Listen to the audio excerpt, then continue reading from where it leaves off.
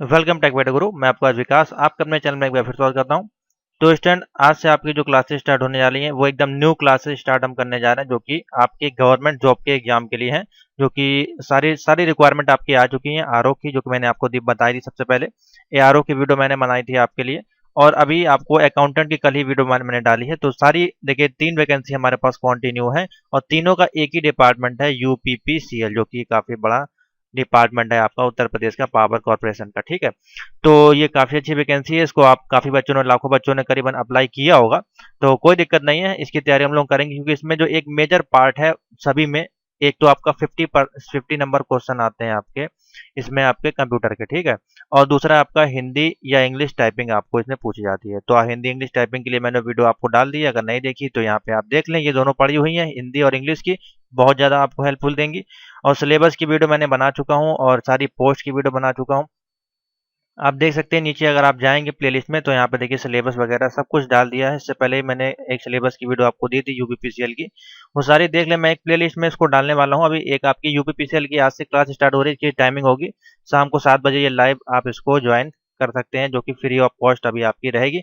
हाँ, इसके मैं पीडीएफ नोट भी तैयार कर रहा हूँ, जो कि आपको काफ़ी ज़्यादा हेल्पफुल होंगे, तो उसको आप परचेज कर सकते हैं। जिसका कि अभी चार्जेस हमने डिसाइड नहीं किया, जितने क्वेश्चन हम बनाएंगे उसके अनुसार हम आपको डिसाइड कर देंगे। और उसमें जो भी क्वेश्चन होंगे वो सारा सिलेबस आपका कवर कर देंगे। मेरे अनुमान से उसके उसके बाहर आपका नहीं आना चाहिए क्वेश्चन, क्योंकि देखिए एग्जाम होते हैं, इसमें कहीं से भी क्वेश्चन पूछे जा सकते हैं। ठीक है, तो आप बेफिक्र रहें। आज से आपकी क्लास जो होगी वो थ्योरी बेस्ड क्लास होगी, प्रैक्टिकल बेस्ड क्लास होगी, जो कि इसमें सिलेबस आपका है, जो कि मैंने आपको सिलेबस एक अलग से आपके लिए तैयार किया था, जिसमें कि मैंने आपको बताया था कि कौन कौन से क्वेश्चन आपको आएंगे। तो देखिए यूपीपीसीएल 2020 का सिलेबस ये हमारे द्वारा बनाया गया है। ये चैप्टर वाइज में आपकी जो है क्लासेस आपकी चलेंगी। ठीक है, तो इसमें हमने लिब्रा ऑफिस को भी ऐड कर दिया, तो उसकी भी क्लासेस आपको देखने को मिलेंगी। ठीक है, तो एमएस वर्ड तो आपको मिलेंगी ही, और मेन पार्ट यही है। आपके 30 नंबर क्वेश्चन है एमएस ऑफिस से ही आपके आने, तो इसको अच्छे से फोकस कर लें। इसके मॉक टेस्ट, इसकी वीडियो क्लासेस मैं आपको प्रोवाइड कराऊंगा। तो आज हम स्टार्ट कर रहे हैं आपका फंडामेंटल एंड जनरेशन के क्वेश्चन, जो बेसिक क्वेश्चन होते हैं आपके। धीमे धीमे चलेंगे। Internet, software, operating system, S word office, जितने टॉपिक हैं सारे टॉपिक की वीडियोस आपको मिलेंगी शाम को 7 बजे। आप इसको ज्वाइन कर सकते हैं, शेयर करें इस वीडियो को, लाइक करें। और बाकी जिसको भी पीडीएफ नोट वगैरह इसके परचेज करने हैं मॉक टेस्ट के, वो मुझको कांटेक्ट कर सकते हैं। बाकी आपको चैनल पर सारा कुछ प्रोवाइड कराया जाएगा। ठीक है, तो कंटिन्यू बने रहें। आशा करते हैं आपको सारी वीडियो क्लासेस पसंद आएंगी। कोशिश करेंगे 10 से 20 वीडियो आपको दे दें, जो कि सारे एग्जाम आपके नवंबर और दिसंबर तक लगे हुए हैं, तो आपके क्लियर हो जाएंगे। ठीक है, तो कंटिन्यू बने रहें। चैनल सब्सक्राइब कर लें, बेल आइकन प्रेस कर लें, इससे कि आपको डेली अपडेट मिलती रहे। और क्वेश्चन बहुत ही हल्के आते हैं, जैसे कि हमारे पास देखिए पीडीएफ अवेलेबल है। मैं आपको दिखाना चाहूँ तो देखिए यहाँ पे किस प्रकार के क्वेश्चन, अधिकतर क्वेश्चन माइक्रोसॉफ्ट ऑफिस के ही रहते हैं आपके। तो माइक्रोसॉफ्ट एक्सेल में जो फॉर्मूला बार जो प्रदर्शित किया जाता है उसका बटन किस प्रकार से होता है, तो देखिए यहाँ पूछा गया है। बहुत ही सिंपल सा क्वेश्चन है। माइक्रोसॉफ्ट एक्सेल वर्कशीट की किसी सेल में मान दर्ज करते समय, देखिए दोनों लैंग्वेज रहती है आपकी, आपको कोई दिक्कत नहीं होगी। हिंदी, इन्होंने हिंदी सेलेक्ट किया होगा इसलिए इनकी हिंदी में आ रहा है। पीडीएफ जो अवेलेबल है यहाँ पे आपको दोनों लैंग्वेज में रहेगी, आप उसको आराम से कर सकते हैं, कोई दिक्कत नहीं आएगी। मेरे अनुमान से अगर आप इंग्लिश में करेंगे तो ज़्यादा आप जल्दी क्वेश्चन को पढ़ पाएंगे और समझ पाएंगे। अब यहाँ पे दिया यदि के का स्काई कोड ये है तो एल का स्काई कोड क्या होगा, तो यहाँ पे स्काई कोड की क्लासेस आपको पढ़नी पड़ेंगी। तो अपने मैंने बाइनरी क्लासेस, स्काई कोड की क्लासेस भी आपको प्रोवाइड कराई है, जिससे कि आप इन सबके मान आप लगा निकाल लेंगे। ठीक है, तो आपको बेफिक्र है, आपको इसमें कोई दिक्कत बिल्कुल भी नहीं होगी, आपकी बहुत अच्छे से तैयारी हो जाएगी। बस आपको क्या करना है, लाइक करना है, वीडियो को शेयर करना है, कंटिन्यू 7 बजे बने रहना है। ठीक है, तो चलिए आज से हम आपकी क्लासेस शुरू करते हैं। UPPCL, RO, ARO, accountant, assistant accountant, सभी के लाइव क्लासेस आपकी स्टार्ट करने जा रहे हैं। तो चलिए शुरू करते हैं। आज का जो टॉपिक है हमारे पास, मैं पेंट सॉफ्टवेयर का यूज़ कर रहा हूँ उसमें आपको हेडिंग देने के लिए। तो जो भी मैं हेडिंग आपको बताऊंगा यहाँ पे वो आप लिखें अपनी कॉपी में, आपको ज़्यादा बेनिफिट होगा। आपकी नोट्स वहीं पे मैं तैयार करवा दूंगा। तो चलिए शुरू करते हैं। तो सबसे पहले आपको है करेक्टरिस्टिक्स ऑफ कंप्यूटर आपका, यानी कि कंप्यूटर आपका होता क्या है, आपको ये पता होना चाहिए। तो सिंपल सी भाषा में आपको बताइए, कंप्यूटर जो आपका है इलेक्ट्रॉनिक डिवाइस है, जिसके माध्यम से आप कोई भी तरह का काम आप कर सकते हैं, जो कि आपका कैलकुलेशन हो सकता है, अर्थमेटिक हो सकता है, डिजिटल हो सकता है, ड्राइंग हो सकता है। जितने भी तरह के आप कोर्स करना चाहते हैं अपने डेली लाइफ में, आप उसके माध्यम से कर सकते हैं। जो कि आपका जो बहुत ही ज़्यादा स्पीड, यानी कि बिल्कुल पर सेकंड के हिसाब से आप जान सकते हैं कि वो कैलकुलेशन आपका कर सकता है। जो कि टेलीफोन का, बिजली का बिल या भुगतान, कोई भी बैंक का काम है, जहां भी आप देखेंगे वहां पे आपको कंप्यूटर का जिक्र आपको मिलेगा। तो कंप्यूटर आपका एक इलेक्ट्रॉनिक डिवाइस है, जिसके माध्यम से आप सभी प्रकार के काम कर सकते हैं। डिजिटली कर सकते हैं, और एनालॉग पे कर सकते हैं, और आपका जो है फ्रीक्वेंसी पे कर सकते हैं, एक्यूरेसी पे कर सकते हैं, स्पीड पे कर सकते हैं। तो सभी चीज़ पे आपका जो काम आप कर सकते हैं वो आपका क्या है, वो है कंप्यूटर है या कोई एक गैजेट आप कर सकते हैं।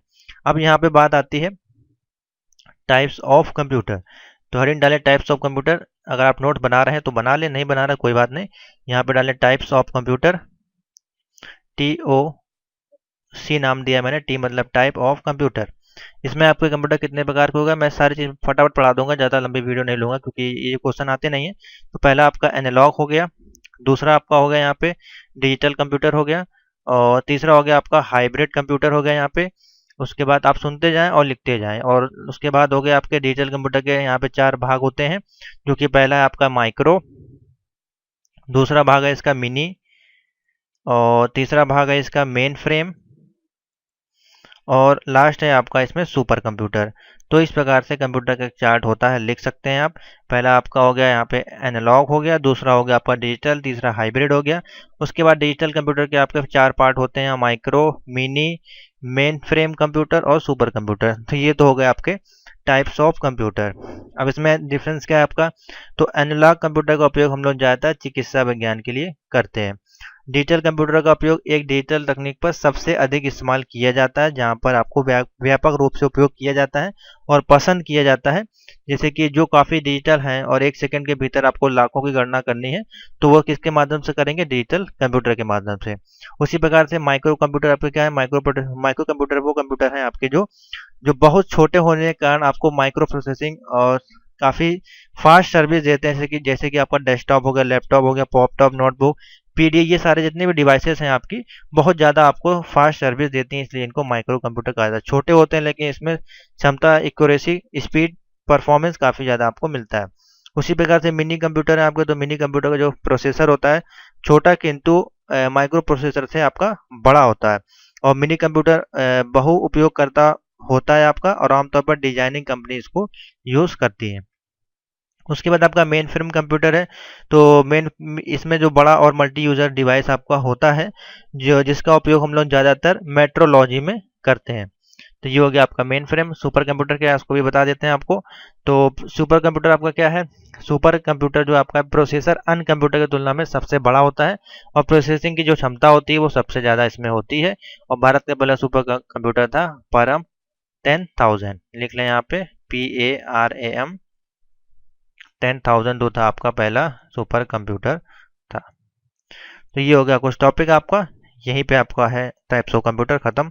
आगे चलते हैं, नेक्स्ट टॉपिक देखते हैं। नेक्स्ट टॉपिक हमारे पास है कैरेक्टरिस्टिक्स ऑफ कंप्यूटर, यानी कि कंप्यूटर की विशेषताएं क्या है, जो कि मोस्ट इंपॉर्टेंट है, COC, यानी कि कैरेक्टरिस्टिक्स ऑफ कंप्यूटर।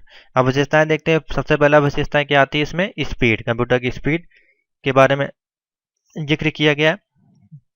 दूसरा पॉइंट है इसमें एक्यूरेसी, जो कि मोस्ट इंपॉर्टेंट है। आदमी की ज़्यादा एक्यूरेसी नहीं होगी, लेकिन कंप्यूटर में आपको एक्यूरेसी मिलेगी। उसके बाद आपका क्या है, डिलीजेंस, डिलीजेंस इसमें आपको मिलता है, डिलीजेंस। ये मैं एक सारी चीज़ आपको बताऊंगा फटाफट। उसके बाद आपका होता है स्टोरेज की कैपेसिटी, इसमें होती है, फोर्थ पॉइंट है आप डाल लें, स्टोरेज कैपेबिलिटी। और इसके बाद आपका है वर्सैलिटी, वर्सैलिटी। तो ये सारे टॉपिक आपके हैं जो कि आपके जो आपको दर्शाते हैं कि आपका कंप्यूटर की विशेषताएं क्या है। आपके कंप्यूटर में जो स्पीड होती है इतनी ज़्यादा फास्ट होती है कि आप लाखों कंप्यूटर निर्देशों को 1 सेकंड में आप मेल भेज सकते हैं या कुछ भी आप काम कर सकते हैं काफ़ी ज़्यादा कम समय में। तो स्पीड के कारण आपका ये एक विशेषता इसकी कहलाती है, एडवांटेज है। दूसरा एक्यूरेसी, कंप्यूटर में कोई भी गणना करते हैं आप तो वो आपको एकदम परफेक्ट एक्यूरेसी देता है। अगर वो किसी पर परफेक्ट नहीं देगा तो वो आपको क्या देगा, एरर मैसेज देगा, या वो एग्जीक्यूट नहीं करेगा। अगर मान लीजिए आप कोई प्रोग्राम पे काम कर रहे हैं या कोई कैलकुलेशन कर रहे हैं, अगर आपने सही एक्यूरेसी दी होगी, उसको सही प्रोग्राम दिया होगा, सही कोड डाला होगा, तो वो आपको एक्यूरेसी एकदम परफेक्ट आपको देगा, जिसको कहते हैं शुद्धता। तो कंप्यूटर बिना गलती के आपकी पूरी गणना को सही सही कर देता है। उसका डिलीजेंस में क्या है, कंप्यूटर जो आपके दिए गए कार्य करने को सक्षम होता है, यानी कि वो थकान नहीं होती, उसको आप जितना चाहें उतना कार्य करवा सकते हैं। उसके बाद आपका स्टोरेज कैपेसिटी, इसमें आपको एक चुंबक मीडिया होती है, यानी कि चुंबक मीडिया क्या, आपका जो हार्ड डिस्क होती है उसमें एक मैग्नेटिक लगा होता है, चुंबक की तरह ही आप कह सकते हैं, जिसमें आपका डेटा स्टोर होता है, जो कि 1 TB 2 TB 10 TB जितना टीबी आप लगाना चाहें उसमें यूज कर सकते हैं। और वर्सैलिटी क्या है इसमें आपको, तो वर्सैलिटी कंप्यूटर के उदाहरण के लिए कई अलग अलग कार्य कर सकते हैं, जैसे कि प्रिंट कर सकते हैं, उसमें आप पेरोल स्लिप तैयार कर सकते हैं, या कंप्यूटर कई तरह के काम जो सूचना बंदी काम है, सभी काम आप इसमें कर सकते हैं। तो ये हो गया आपका COC, यानी कि कैरेक्टरिस्टिक्स ऑफ कंप्यूटर। तो मैंने फटाफट आपको बता दिया है। उसके बाद है इसमें आपका टॉपिक, मैं बिल्कुल सिलेबस के बाद चल रहा हूँ, जिससे कि आप पहली वीडियो देखेंगे तो आपका पूरा सिलेबस स्टार्ट होगा यहाँ पे। उसके बाद आपका बेसिक कंप्यूटर ऑफ एप्लीकेशन, यहाँ पे कंप्यूटर के मूल अनुप्रयोग क्या, यानी कि आप हेडिंग डालें BAOC का मतलब क्या हो गया, बेसिक एप्लीकेशन ऑफ कंप्यूटर। पहला इसमें पॉइंट है, आप डालें वर्ड प्रोसेसिंग क्या होती है, वर्ड प्रोसेसिंग में किस प्रकार से काम करता है। दूसरा हो गया आपका यहाँ पे इन बैंकिंग में आपका किस प्रकार से काम करता है। तीसरा हो गया आपका इंटरनेट है। चौथा आपका हॉस्पिटैलिटी है, कंप्यूटर डेस्कटॉप है, कम्युनिकेशन है, डिजिटल वीडियो कंपोजिशन है, टेली कम्युनिकेशन है। तो ये सारे जो पार्ट हैं आपके बेसिक एप्लीकेशन आपके कंप्यूटर के जो है हम लोग यूज़ करते हैं। फिर से सुन लें, वर्ड प्रोसेसिंग हो गया आपका, इन बैंकिंग में आपका किस प्रकार से, इंटरनेट आप किस प्रकार से यूज़ करते हैं, हॉस्पिटल्स में किस प्रकार से आपका यूज़ होता है इसका, कम्युनिकेशन में, digital video and audio composition में, उसका टेली कम्युनिकेशन, डेस्कटॉप एप्लीकेशन। तो ये सारा चीज़ आप जो भी यूज़ करते हैं, किस में यूज़ करते हैं, बेसिक एप्लीकेशन आपकी जो है कंप्यूटर की हम इसमें यूज़ करते हैं।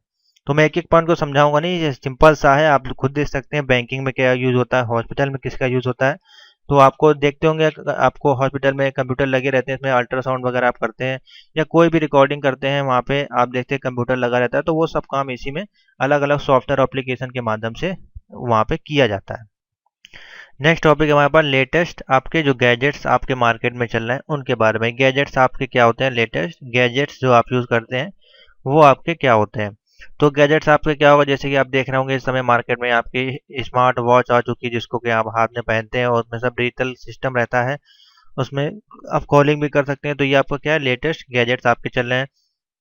ये आपके आप देखते होंगे VR आपका आ गया 3D, जिसमें आप देख सकते हैं, इसमें 3D वीडियो गेम खेल सकते हैं, सारा काम इसमें VR के माध्यम से होता है।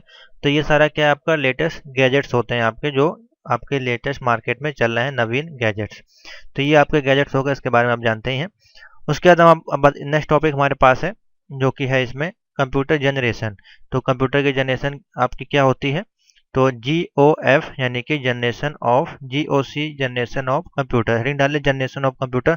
मैं फटाफट बताऊंगा, ज़्यादा मैं डिटेल में नहीं जाऊंगा। तो पहला जनरेशन आपका था 1945 से लेके आपका था 1954 के बीच में जो आपका चला है, वो फर्स्ट जनरेशन आपका चला है। सेकंड जनरेशन आपका कब तक चला है ये आप याद कर लें, बाकी और कुछ जरूरत नहीं है इसमें।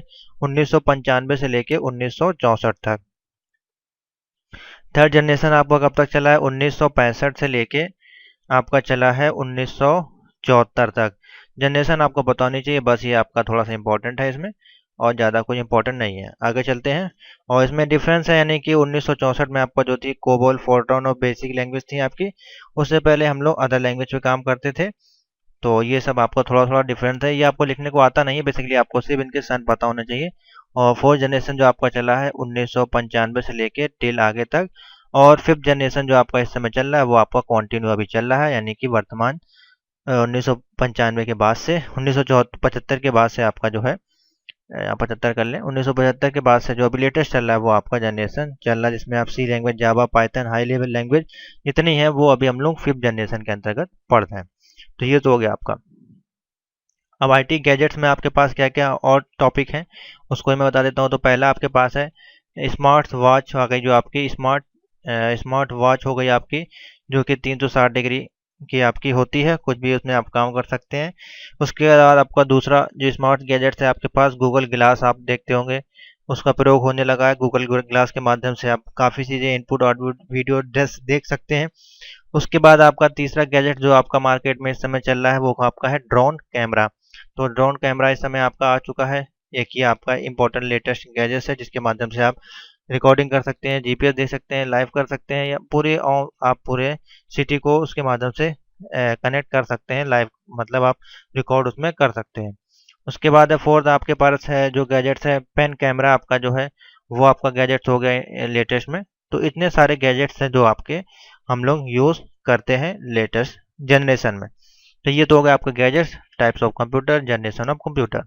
आगे चलते हैं basics of hardware and software. तो थोड़ा बेसिक्स देखते हैं। Basics of hardware and software ये क्या होते हैं आपके?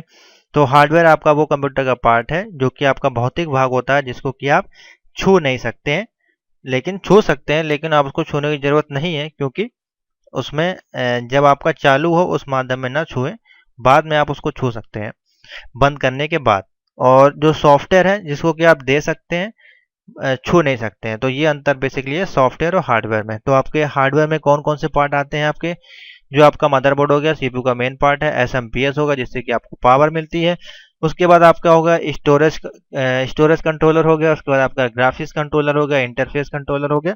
तो ये सारे किसके पार्ट हैं? आपके हार्डवेयर के पार्ट है। अगर आपको ज़्यादा देखना है तो आप यहाँ पे टाइप कर सकते हैं कंप्यूटर के सॉफ्टवेयर पार्ट, यहाँ कंप्यूटर की जनरेशन आपको मिल जाएगी।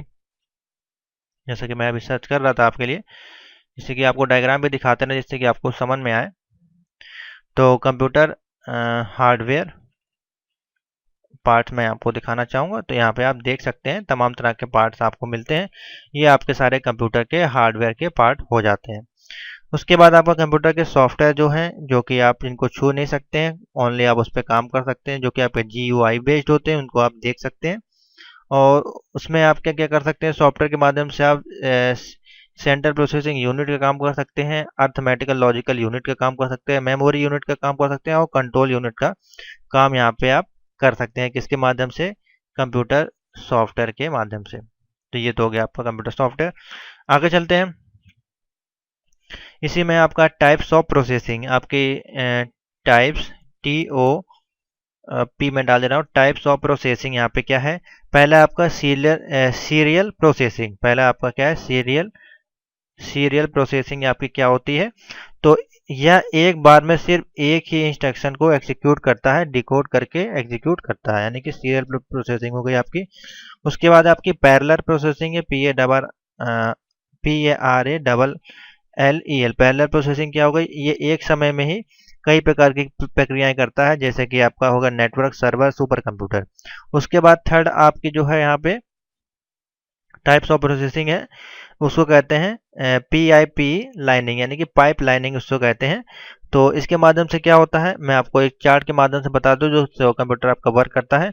तो ये आपका CPU हो गया इस प्रकार से। उसके बाद ये बॉक्स यहाँ बना है, जिसके अंदर आपका आएगा पहले आएगा आपका मेन मेमोरी, यहाँ पे ये हो गया मेन मेमोरी। उसके बाद यहाँ पे आएगा CU आएगा, कंट्रोल यूनिट। उसके बाद आपका आएगा ALU, यानी कि अर्थमेटिकल लॉजिकल यूनिट। और यहाँ पे आएगी आपकी सेकेंडरी मेमोरी। तो इस प्रकार से ये बनेंगे सारे, और ये आपस में एक दूसरे से कनेक्ट होंगे। इसका मैं आपको डायग्राम बना दूंगा, जब PDF में आपको मिल जाएगा डायग्राम। यहाँ पे आपका आउटपुट आएगा और यहाँ पे आपका बनेगा इनपुट। तो इस डायग्राम को बनाने से भी आपको नंबर मिल जाते हैं कि CPU जो आपका है वो किस प्रकार से प्रोसेसिंग करता है। तो ये इससे कनेक्ट होगा, उसके बाद ये आपका इधर कनेक्ट होगा, और दोनों आपस में कनेक्ट होंगे, ऊपर नीचे सब आपस में कनेक्टिविटी आपको देंगे।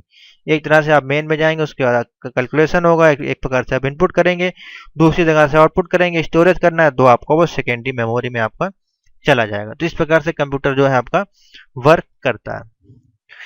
नेक्स्ट टॉपिक पे आते हैं, जो कि मोस्ट इंपॉर्टेंट है, कैश मेमोरी, CACHE, जो कि मोस्ट इंपॉर्टेंट क्वेश्चन है और उस पर ज़्यादातर क्वेश्चन आपको देखने को मिलते हैं। चलिए इसको भी क्लियर कर लेते हैं। तो कैश मेमोरी जो होती है आपकी विभिन्न प्रकार के चरणों, यानी कि L1, L2, L3। तो इस प्रकार के L1, L2, L3 आदि स्टैटिक रैंडम एक्सेस मेमोरी, यानी कि स्टैटिक है रैंडम एक्सेस मेमोरी, रैम होती है आपकी, जिसका उपयोग किया जाता है। और यह एक आपकी वर्चुअल मेमोरी होती है। अब मैं आपको दिखा देता हूँ, कैश मेमोरी यहाँ पर डालता हूँ। कैश मेमोरी किस प्रकार से दिखती है आपको पता होना चाहिए, मैं दिखा देता हूँ। रैम की तरह आपकी होती है, इस प्रकार से कैश मेमोरी आपकी कंप्यूटर में लगी होती है, जैसे कि आप देख रहे हैं यहाँ पे। तो ये आपकी है कैश मेमोरी, इस प्रकार से आपकी होती है, जिसको कि हम लोग डिवाइडेड करते हैं चरणों में, L1, L2, L3 की सीरीज में। और इसे मुख्य मेमोरी और CPU के बीच वाला भाग सीपीयू के बीच में रखा जाता है और यह मुख्य मेमोरी से आपकी तेज होती है, यानी कि रैम रोम से आपकी ये तेज काम करती है, जो कि मेमोरी खर्च किए गए 25 नैनोसेकंड में, ये आपको 15 से 25 नैनोसेकंड में आपका ये काम कर देती है। और इसकी जो प्रोसेसिंग होती है उसको बढ़ाने के लिए किए जाने वाले कंप्यूटर प्रोसेसर में मेमोरी स्पेस में बनाया गया है। तो इस प्रकार से आपकी कैश मेमोरी है। तो लेवल ऑफ कैश मेमोरी, अब मैं आपको बता रहा हूँ उसमें लेवल ऑफ कैश मेमोरी, यानी कि इसके पार्ट्स हैं कुछ कैश मेमोरी के। तो लेवल किस प्रकार से काम करती है, L1 कैश, L1 कैश जो होती है वो किस प्रकार से काम करती है, तो L1 कैश जो होती है इसे प्रोसेसर कोर के साथ बनाया और एकीकृत किया गया है। और यह जो आपकी होती है किस में पाई जाती है, स्टैटिक रैम में पाई जाती है, और ज़्यादातर 128 किलोबिट तक का आ जाता है, और इसकी घड़ी की आवृत्ति उसी पे आपकी डिपेंड करती है। उसके बाद L2 आपकी है, ये 1024 पे आपकी काम करती है, यानी कि चक्कर प्रति सेकंड आप कह सकते हैं। उसके बाद L3 है, इसमें L1 L2 दोनों साथ मिलकर L3 का CPU में मेमोरी कैश करवाते हैं। तो ये आपके कुछ इसके पार्ट है। इंपॉर्टेंट ऑफ कैश मेमोरी है इसमें आपका, आप समझ गए होंगे, इसमें ज़्यादा बताने की जरूरत आपको नहीं है। तो ये आपका है इतना टॉपिक आज का। इसी में आपके फिर आते हैं इनपुट आउटपुट डिवाइस होते हैं, वो क्या होते हैं मैंने आपको बताया हुआ है।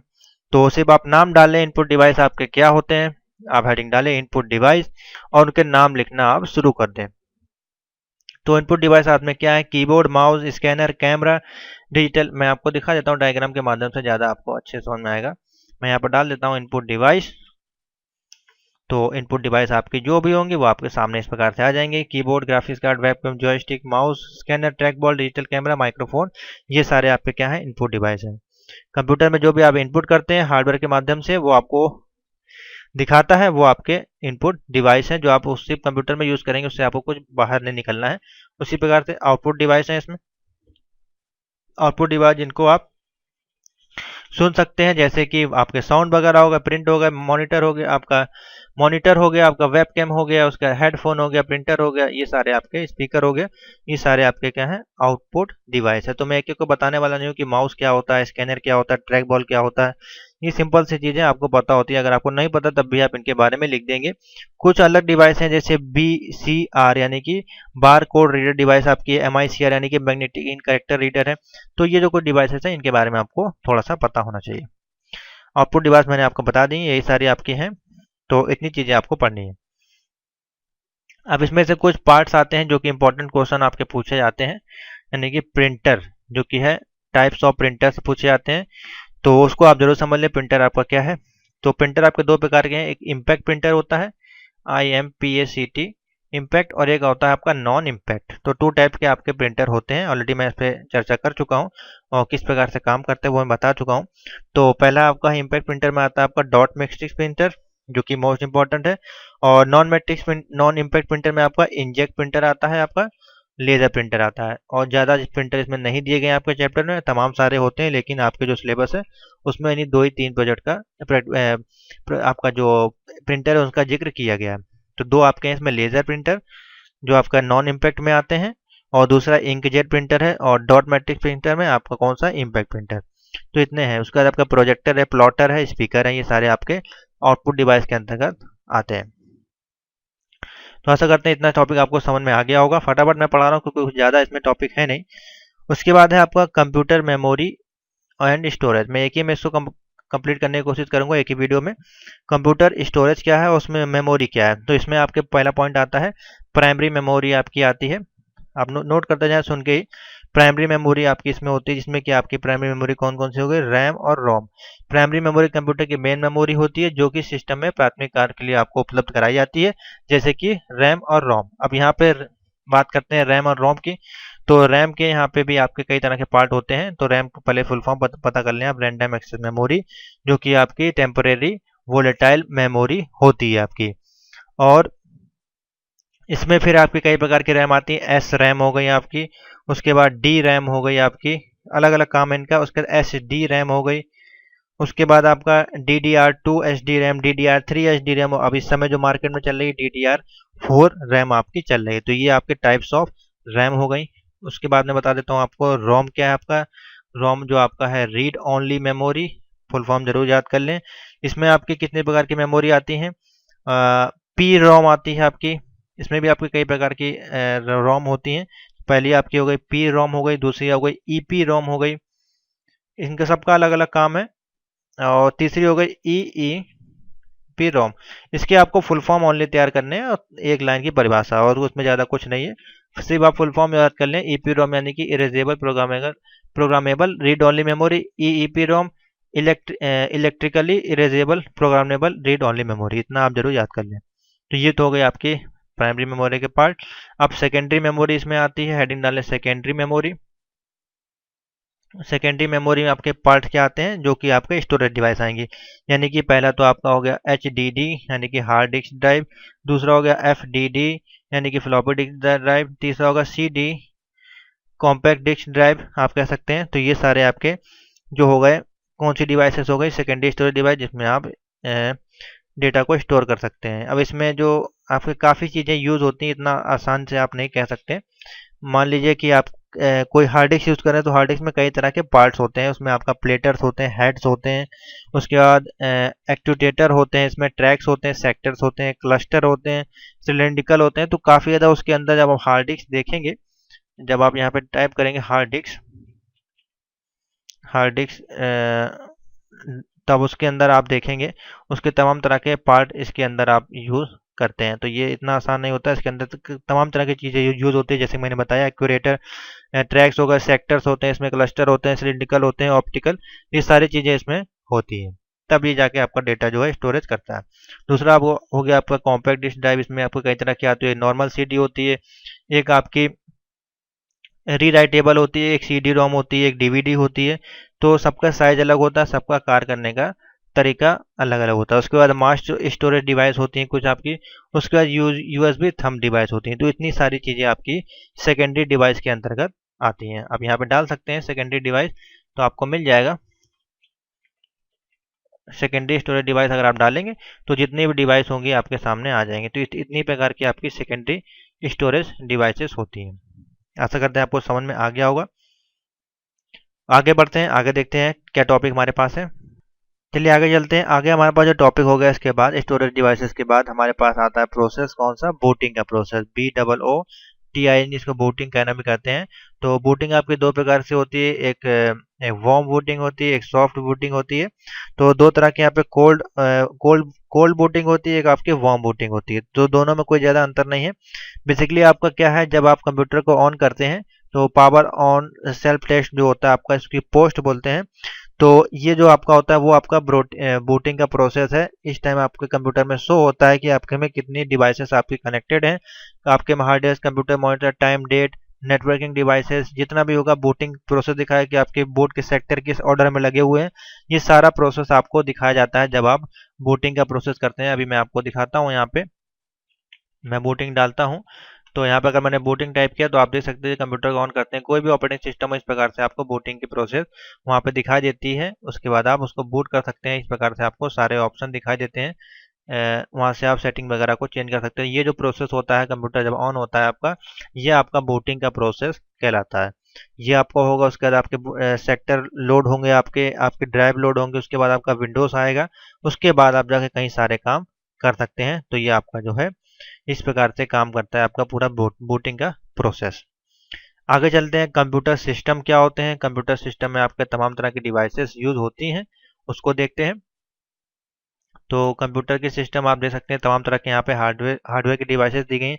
तो पहला इसमें है आपका पावर स्विच, यानी कि कंप्यूटर में आप देखते हैं सीपीयू में यहाँ पे पावर बटन होती है, जिसके माध्यम से आप सीपीयू को ऑन या ऑफ करते हैं। यानी कि उसके बाद एक बटन होती है आपकी छोटी सी यहाँ पे, जिसको कि सीपीयू को रीसेट बटन कहते हैं, जिसके मान लीजिए कंप्यूटर आपका हैंग हो जाता है या वर्क नहीं करता है तो उस केस में आप रीसेट बटन का यूज़ करते हैं और उससे फिर आप अपने कंप्यूटर को डायरेक्टली रीस्टार्ट ऑटोमेटिकली आपका हो जाएगा और फिर से आपका रीबूट हो जाएगा। तो ये दो ऑप्शन हो गए आपके। तीसरा ऑप्शन आपका मिलता है CD एंड रोम का, जिसमें आप CD वगैरह लगा के, ये ऑप्टिकल ड्राइव है, इसमें आप CD वगैरह लगा के उसको प्लग एंड प्ले कर सकते हैं, यूज़ कर सकते हैं। उसके बाद है फ्रंट USB और माइक लगाने के लिए यहाँ पे पोर्टल मिलता है, आपको पोर्ट मिलता है, जिसमें आप USB माइक वगैरह लगा सकते हैं। आपके CPU में पीछे साइड और आगे की साइड दोनों साइड आपको पोर्ट मिलते हैं, जिसमें माइक, USB और HDMI केबल आप लगा सकते हैं। उसके बाद आपको इंडिकेटर लाइट्स मिलती हैं, जिससे आपको पता चलता है कि यहाँ ग्रीन जल रही है, आपका कंप्यूटर सही कर रहा है। एक पावर की रहती है, एक आपकी ऑटोमेटिकली ब्लिंक करती रहती है। उसके बाद पीछे आपको मिलते हैं इसमें पावर के सॉकेट मिलते हैं, यहाँ पे आप इसमें पावर के माध्यम से आप कनेक्ट करते हैं अपना SMPS। उसके बाद कुछ कीबोर्ड के सॉकेट्स मिलते हैं आपको पीछे। ये आपके सारे मदरबोर्ड के पार्ट हैं जो आपके पीछे यूज होते हैं। पैरेलल पोर्ट होते हैं, VGA पोर्ट होते हैं, रियर USB पोर्ट होते हैं, माइक और स्पीकर जॉयस्टिक के आपके पोर्ट इसमें दिए होते हैं। और एक पोर्ट मिलता है आपको वायर इंटरनेट का सॉकेट मिलता है IEEE 1394। उसके बाद आपको फैन मिलता है, मदरबोर्ड मिलता है, CPU, RAM, ROM, display, graphics card, extension slot. तो ये सारे जो आपके पार्ट हैं कंप्यूटर के आपके पार्ट हैं जो आपके पीछे यूज होते हैं। तो सारे पार्ट मैंने आपको बता दिए। कंप्यूटर के इतने सारे पार्ट आपके अंदर और आगे पीछे जहां भी आप यूज करते हैं वो आपको देखने को मिलते हैं। तो यहीं तक का था आपका टॉपिक कंप्यूटर का। ये कंप्यूटर का जो स्ट्रक्चर था, पहला जो टॉपिक था आपके सिलेबस में कि कंप्यूटर क्या होता है, लेटेस्ट गैजेट मैंने बस बता दिया, इवोल्यूशन ऑफ कंप्यूटर बता दिया, IT गैजेट एप्लीकेशन बता दिया, basic of hardware and software आपको बता दिया, प्रोसेसिंग बता दिया आपको, output input device, memory storage, application of software, इतनी चीजें मैंने आपको इसी वीडियो में कवर कर दी है। अब इसमें नेक्स्ट टॉपिक आपका स्टार्ट होगा, वो क्या है, binary number system, decimal number system, decimal to binary conversion, hexa conversion. तो अब इसमें ये सारे टॉपिक आपके स्टार्ट होंगे।